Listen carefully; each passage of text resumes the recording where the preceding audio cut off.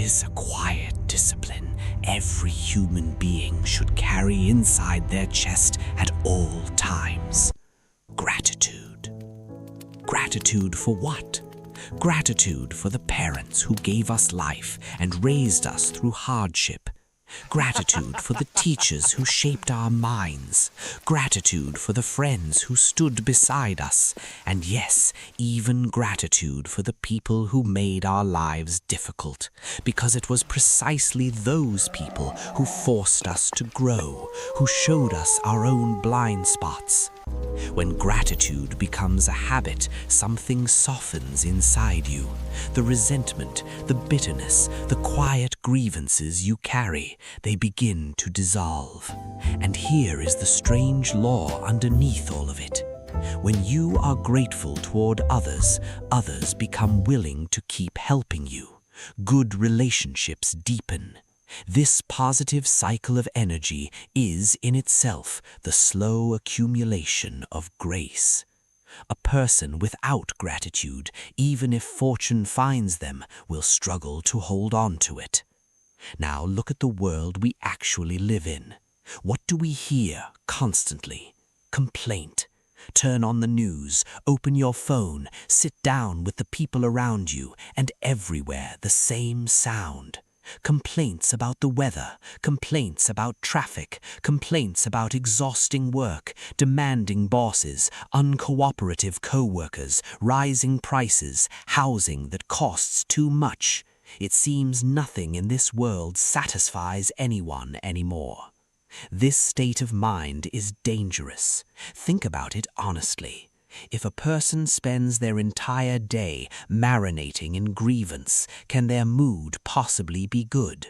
No. And a bad mood makes everything look wrong. When people look wrong to you, your relationships suffer. When situations look wrong to you, your work suffers, mistakes multiply. Over time, the body itself becomes sick. Modern psychology and neuroscience confirm this directly. Chronic negative emotion floods the body with cortisol, the stress hormone, weakening the immune system and damaging the heart. Constant complaint is a slow, quiet theft of your own health.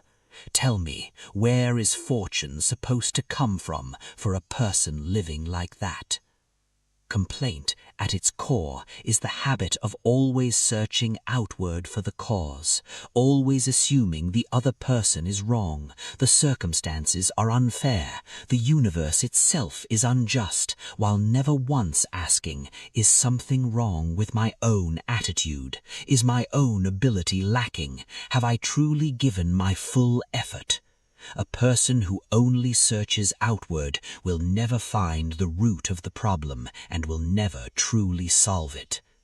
The Stoic philosophers understood this 2,000 years ago. Epictetus, born a slave, taught that we suffer not from events themselves, but from our judgment of them. You cannot change the weather, but you can change your own mood. You cannot change other people, but you can change yourself. When you adjust your own inner state, when you meet people and events with a heart that is positive, optimistic, and grateful, you will discover that most of what looked like a problem was never really a problem at all. We say we must be grateful. But gratitude is never an empty phrase. It is a genuine practice, a feeling that rises from the very bottom of the heart. First, we owe gratitude to our parents. They gave us life through hardship and raised us to adulthood. And the difficulty behind that process is something almost impossible for someone who has never raised a child to fully understand. Only when you raise your own child do you finally understand your parents' heart, how much devotion and love was poured into you. That debt runs higher than any mountain and deeper than any ocean. Some will say, my parents were not good to me. They had many flaws. They even hurt me. That may well be true. No parent in this world is entirely perfect. But consider this, whatever their flaws, they still gave you your existence. Without them, there would be no you standing here today. That fact alone deserves gratitude. As for their mistakes, we can learn to understand and forgive them. No human being is a saint. When you learn to see them through a grateful heart, the resentment inside you begins slowly to dissolve. Next, we owe gratitude to our teachers. And teacher here does not only mean a classroom instructor. Anyone who has ever passed knowledge, skill, or wisdom on to you is, in that moment, your teacher. Socrates is our teacher. Marcus Aurelius, an emperor who still wrote humble reminders to himself every morning, is our teacher. The wisdom these figures left behind still quietly illuminates countless lives today. And beyond them are the mentors in our work, the people further along the road who use their own hard-earned experience to spare us unnecessary detours. We also owe gratitude to friends. No human life is complete without friendship. A true friend is someone who reaches out a hand the moment you are struggling, who lifts you up the moment you feel lost, who is genuinely happy for you the moment you succeed. Friendship like that is one of the rarest treasures a life can hold. And then, the hardest one of all, gratitude toward the people who made your life difficult. Gratitude toward your rivals. Gratitude even toward those you consider your enemies. Many people hear this and cannot believe it. They think, that person clearly wronged me. Why on earth should I be grateful to them? Consider this honestly.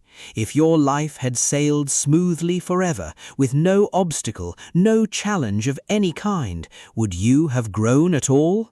Almost certainly not. A flower raised inside a greenhouse cannot survive a single storm. It is precisely because of hardship, precisely because of rivals, that we are forced to think, to learn, to keep sharpening ourselves.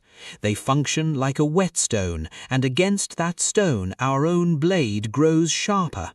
A person who lives too long in ease and comfort slowly loses the will to rise.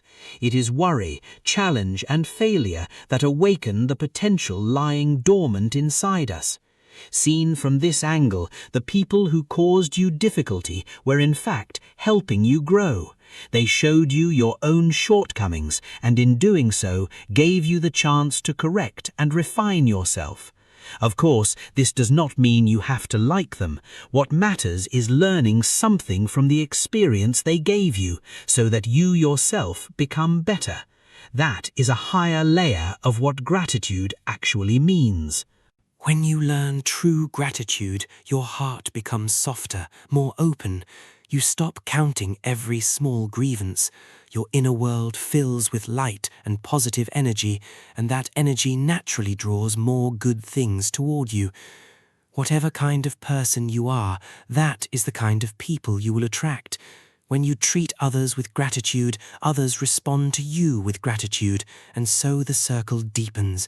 This positive cycle is, quite literally, the slow accumulation of grace. It does not fall from the sky on its own. It builds, drop by drop, over time. You plant good seeds to harvest good fruit. By contrast, a person without gratitude tends to carry a closed, calculating, resentful inner world. They believe kindness from others is simply owed to them.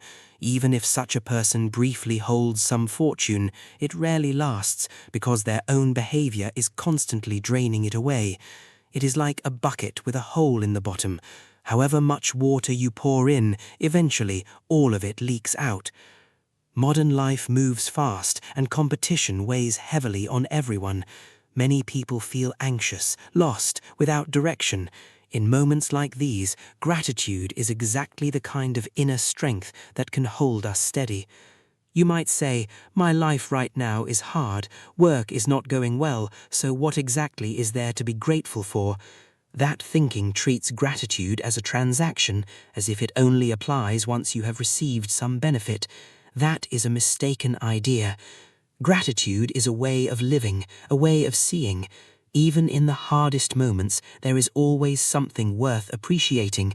Your job may not be going well, but at least you still have one, and compared to someone without work at all, isn't that worth gratitude? Life may be difficult, but you are still healthy, still able to move freely through the world, and compared to someone lying in a hospital bed, isn't that worth gratitude? There is an old saying in the West, every cloud has a silver lining. Many things that look, at first glance, like bad luck turn out over the long run to bring unexpected benefit. What matters most is how we choose to see it.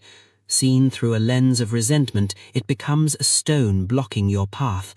Seen through a lens of gratitude, that same stone becomes a step lifting you higher. Gratitude should never wait until we have accumulated enough to finally begin. It should start from the very moment we possess anything at all, however small. Living with consistent gratitude brings real, tangible benefits. First, it improves your relationships. Nobody wants to stay near someone who complains all day and radiates negative energy. Second, it improves your work. When you are grateful for your job, seeing it as a chance to express your own value rather than as a burden, you naturally invest more passion into it and performance rises. Third, it improves physical and mental health, helping maintain inner calm and reducing anxiety. Fourth, and most important of all, gratitude helps accumulate grace.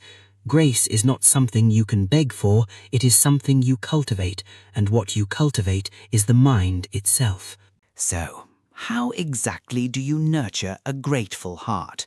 First, learn to notice the good things already present in your life. Do not stare endlessly at what disappoints you. Pay closer attention to the moments that bring warmth and joy. A good meal, a friend checking in on you, a good book, a beautiful song. Next, regularly reflect on everything you already have. Nothing we possess today arrived on its own. Behind every part of it lies the effort and contribution of countless other people. Beyond that, be willing to openly express appreciation.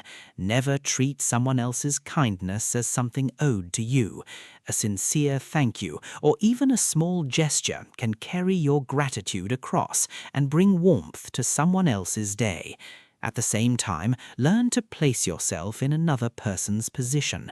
Many conflicts and misunderstandings are born from a simple lack of understanding. Shifting your perspective dissolves resentment and nurtures gratitude in its place. And finally, one of the most effective methods of all, turn gratitude into a habit. Every night before sleep, think back on what today deserved gratitude. Even if it is only one small thing, hold on to it. Some will say this all sounds simple, but is difficult in practice. That is true. No good habit forms overnight. It requires deliberate cultivation and consistent practice. But once you truly recognize the importance of gratitude and are willing to put in the effort, you will get there. Now, back to you as an individual. Do you want to build your own fortune? Do you want to live a genuinely happy life? Then begin with gratitude. Do not underestimate its power. It is like a small seed. Tend it with your whole heart, and it will grow into a great tree, shielding you from storms and offering endless shade. When you are grateful for the sacrifice your parents made, your family grows more harmonious.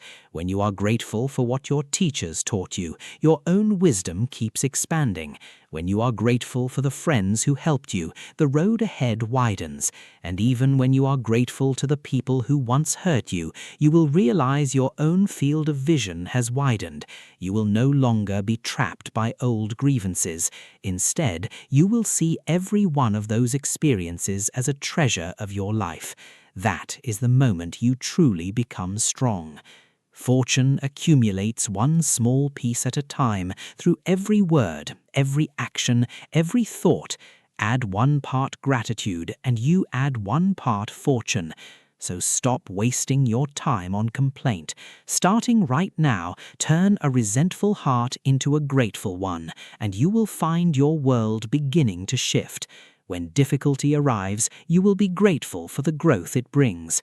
When success arrives, you will be grateful to everyone who helped you along the way. That state of mind will fill your life with light, with hope. Isn't that, in the end, exactly what every one of us is searching for? Remember this: gratitude is never a burden. It is a form of fortune.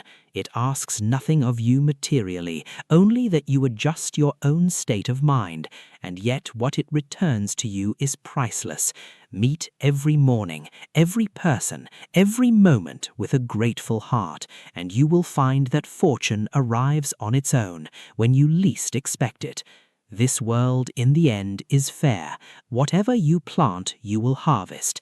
Plant resentment, and you harvest suffering. Plant gratitude, and you harvest joy and fortune. The choice has always been yours. Thank you for watching. If you have not yet subscribed, please hit the button to stay connected with us. If this brought you something meaningful, share it forward.